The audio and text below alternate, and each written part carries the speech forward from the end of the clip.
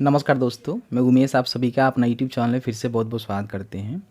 देखिए, दाखिल खर्च में जितने भी फर्जीवाड़े हो रहे हैं उसको रोकने के लिए जो है बिहार सरकार का जो राजस्व एवं भूमि सुधार विभाग है काफ़ी जो है अलग अलग नियम लेकर आ रहा है,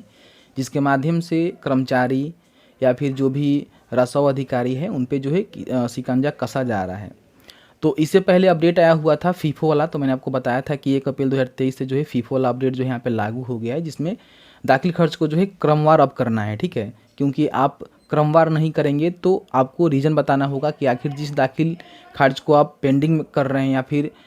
एक दिन का मोहलत ले रहे हैं तो आखिर क्यों ले रहे हैं, और फिर से जो है कल वो आपके जो क्रम है उसमें वो लग जाएगा, फिर आपको उसको निपटारा करना होगा, और नहीं तो कोई प्रॉपर रीज़न देकर उसको रिजेक्ट करना होगा। तो ये नियम आया ही था, लेकिन अभी जो है 2 और नियम यहाँ पे आया हुआ है जो कि राजस्व एवं भूमि सुधार विभाग के द्वारा आया हुआ है, और ये जो है इसका जो मतलब डायरेक्ट कनेक्शन है वो दाखिल खर्च से ही है। तो दाखिल खर्च के बारे में आप सब जानते हैं, आई थिंक आपको बताना नहीं पड़ेगा कि आप जो भी ज़मीन की रजिस्ट्री करवाते हैं या फिर किसी से दान में या फिर किसी भी तरह से आपको ज़मीन मिलता है तो उस ज़मीन पे अपना मालिकाना हक जमाने के लिए आपको जो है दाखिल खर्च की प्रक्रिया से गुजरना पड़ता है।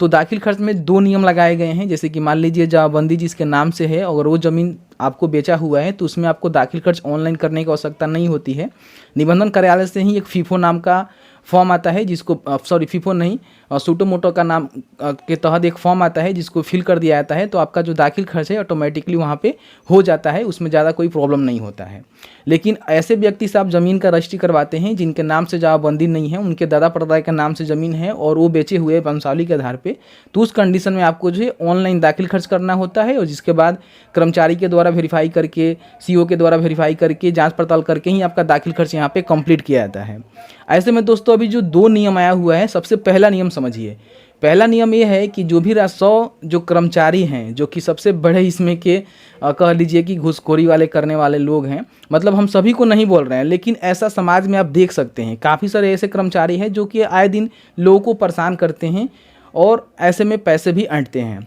तो इनके लिए अपडेट आया हुआ है कि पहले इनको सरकार बोली थी कि आप अपने किसी भी सरकारी के आसपास में निजी भवन में रहकर जो है आप दाखिल खर्च का काम को देख सकते हैं, या फिर ज़मीन से जुड़ी जो भी काम होता है वो अपना कार्यालय चलाकर देख सकते हैं। लेकिन फिर से सरकार ने अब ये कह दिया है कि जो भी सरकार के द्वारा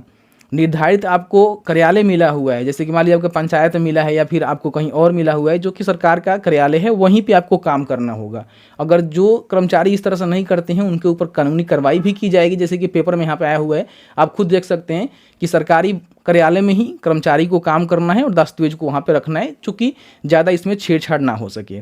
इसके बाद जो दूसरा अपडेट आया हुआ है दोस्तों, ये काफ़ी लाजवाब अपडेट है, क्योंकि देखिए आज के अपडेट में देखेंगे तो ज़मीन को जो है पूरी तरह से डिजिटल कर दिया गया है, यानी कि ऑनलाइन कर दिया गया है। एक क्लिक में घर बैठे आप अपने ज़मीन का जो है डिटेल्स यहाँ पे चेकआउट कर सकते हैं, देख सकते हैं। तो यहाँ पे इसमें जो है काफ़ी गड़बड़ी भी देखने को मिला हुआ है, क्योंकि दाखिल खर्च जो भी करना है वो जो है ऑनलाइन जो रिकॉर्ड है उसके आधार पे ही करना है। लेकिन कर्मचारी के जो ऑपरेटर होते हैं या फिर जो सीओ के ऑपरेटर होते हैं, उनकी मिली भगत से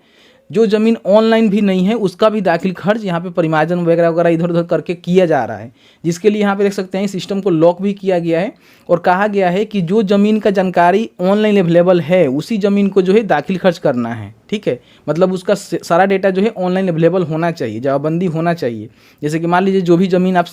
से बेचा हुआ है उसका जमाबंदी उसके दादा परदादा के नाम से या फिर उसके नाम से है, तो जमाबंदी जो है नेट पर शो होना चाहिए कि हाँ इतना इसका ज़मीन है, इसका ये नाम है, इतना रकबा है, इस ज़मीन में से कौन कितना लिखवाया हुआ है, सभी जानकारी जो है नेट पे होना चाहिए, यानी कि रजिस्टर 2 में ऑनलाइन होना चाहिए, तब यहाँ पे दाखिल खर्च आप कर सकते हैं। और इसमें पहले क्या होता था कि कर्मचारी जो है ऑफलाइन रजिस्टर देखकर भी कर देते थे, ऑनलाइन यहाँ पे मतलब परिमार्जन के वगैरह वगैरह से अपडेट करके यहाँ पे कर देते थे। लेकिन अभी यहाँ पे जो गड़बड़ी पाया गया है, इसको देखते हुए यहाँ पे सिस्टम को लॉक किया गया है और कहा गया है कि जो भी ऑनलाइन रिकॉर्ड है ज़मीन का उसी का दाखिल खर्च किया जाना है, सबका नहीं हो पाएगा। ऐसे में दोस्तों अगर आप ज़मीन का रजिस्ट्री करवाने जा रहे हैं तो एक बार ध्यान रखिएगा, चेकआउट कर लीजिएगा कि जो भी आप ज़मीन का रजिस्ट्री करवाने जा रहे हैं उस ज़मीन जो है नेट पे है कि नहीं, उसका सारा जानकारी सही है कि नहीं है, उसमें रकबा जो है, नाम है और भी जो जानकारी है वो सभी चीज़ इंक्लूड होना चाहिए, तब जो है आपका दाखिल खर्च होगा। नहीं तो कर्मचारी के पास पेंडिंग हो जाएगा, क्योंकि कर्मचारी भी नहीं कर पाएंगे क्योंकि सरकार ने यहाँ पे नियम लगा दिया है। ठीक है, तो ये सारे चीज़ें होते हैं। तो कहीं ना कहीं धीरे धीरे ये सारे काम, अगर आपके पास भी ज़मीन है और ज़मीन में कोई किसी प्रकार का गड़बड़ी है